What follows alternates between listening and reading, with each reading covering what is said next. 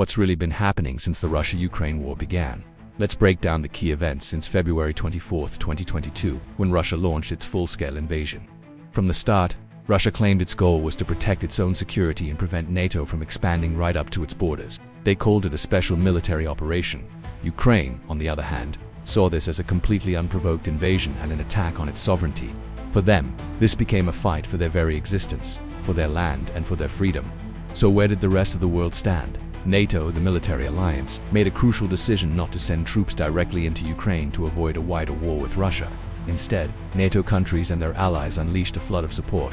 This included advanced weapons, military training for Ukrainian soldiers, and massive amounts of financial aid to keep Ukraine's government and economy afloat. One of the first major ripple effects was a huge energy crisis in Europe. Russia was Europe's biggest gas supplier, and when those supplies were cut, it triggered one of the most severe energy shortages in recent history. Prices skyrocketed, and countries scrambled to find alternative sources. Back on the battlefield, the early days of the war were defined by the battle for Kyiv. The world watched as Russian forces advanced on the capital, but against all odds, Ukrainian defenses held firm. They successfully pushed back the invaders, preventing a swift takeover and proving their determination to resist. But this conflict didn't just start in 2022. To understand the full picture, we need to look back to 2014.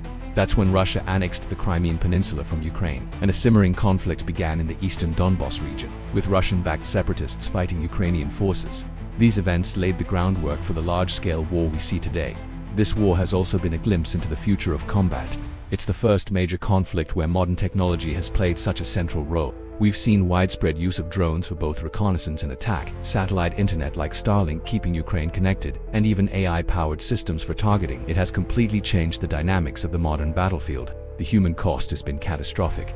The invasion triggered one of the largest humanitarian disasters in Europe since World War. 2 million people were forced to flee their homes.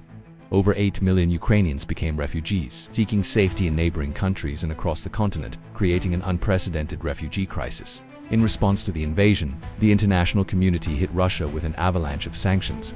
We're talking more than 10,000 individual sanctions from various countries, targeting its economy, banks, companies, and powerful individuals. This is the most extensive and coordinated sanctions regime ever imposed on a single country in modern history. From the front lines to the global economy, the war continues to reshape our world in ways we are still trying to understand.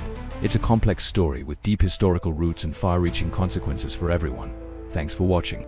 If you found this breakdown helpful, please like this video and subscribe for more deep dives into the events that shape our world. Stay informed and stay safe.